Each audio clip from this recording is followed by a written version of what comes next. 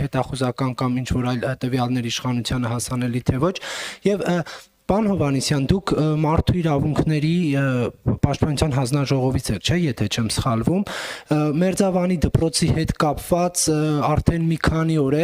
այդ ուսուցչուհու շուրջ ստեղծված իրադարձության ֆոնին նաև թիրախավորվել են երեխաները, անկախ նրանից, որ նրանք խնդրահարույց հայտարարություններ են արել, իրենց աշակերտի նման չեն պահել, ինչպես նշվում է համացանցում, բայց այդ երեխաներին տարածում են, նրանց թիրախավորում են, վիրավորում են համացանցում գրեթե բոլոր սոցցանցերում։ Դուք որպես իշխանության ներկայացուցիչ այլի գիտություն ունենալով այն, որ երեխաները ինչ որ վիճահարույց գործողություններով են հանդես եկել, բայց այդ երեխաների պաշտպանությունը ինչպես եք պատկերացնում։ Երեխաները, բոլոր երեխաները մեր երեխաներն են եւ երեխա են եւ այո կարող են նաեւ տարբեր տեսակի վարք դրսեւորել, որը հատուկ չէ հասուն տարիքի մարդկանց։ Ելնելով դեռ, որովհետև կրթություն պետք է անցնեն, դաստիարակություն պետք է ստանան եւ այլն։ Այսինքն այս մասով որևէ հարց ու պատասխան չի կարող լինել։ Երեխաների իրավունքները բոլորիս ուրեմն պաշտպանության ներքո են եւ այստեղ հարց չկա։ Եվ պետությունը իր բոլոր հնարավոր ռեսուրսներով այս պահին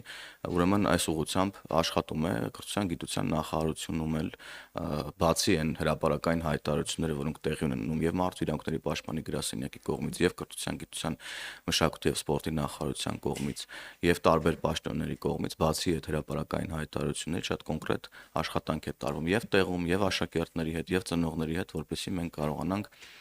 Եվս խնդիրը վերացնել եւ նաեւ հետագայում նման խնդիրներից խուսափել ոչ միայն այդ դպրոցում, այլև այդ դպրոցներում։ Սրանք ազդակներ են, որոնք մեզ ուրեմն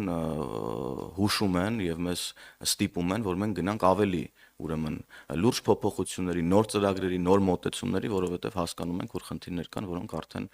ընկալման, մի քիչ այլ մակարդակներում են, լուրջ աշխատանք պետք է իրականացնել եւ վերադառնալով ձեր հարցին, ես ասացի, որ վարչապետը խոսեց կոնկրետ շրջանակների մասին, մի կողմից խոսեց այո Ադրբեջանի իշխանությունների անհանգստությունների մասին նախագահի մակարդակում սահմանադրության հետ կապ ունեցող հղման վերաբերյալ եւ մյուս կողմից խոսեց Ադրբեջանում գործող շրջանակների մասին, քաղաքական շրջանակների մասին, որոնք տարբեր շարժումներ են անում, տարբեր կոչերով են հանդես գալիս, արևմտյան Ադրբեջանի մասին են խոսում եւ այլն եւ այդպես շարունակ եւ այո լուծումն էլ տվեց այն իմաստով, որ համատեղ նույն տեղում նույն վարում ստորագրենք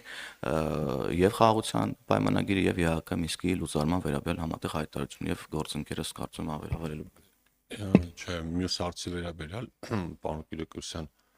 երեխաներին թիրախավորելու իրականում այո շատ վատ process է, բայց պիտի նկատի ունենալ, որ դա այդ ամբողջ վատ պատկերի մի փոքր կտորն է, որտեղ ցավոք սրտի մենք հատկապես վերջին տարիներին ունենք մի իրականություն, երբ սոցիալական ցանցերում սեփական խոսքի նկատմամբ պատասխանատվությունը լրիվ զրոյական մակարդակի է իջել եւ ամենօրյա կտրվածքով ինչ որ մեկին կամ ինչ որ խմբերի կարող են թիրախավորել ու հաշվի չառնել ոչ դիմացինի իրավունքները, ոչ տարիքը, ոչ սոցիալական կարգավիճակը,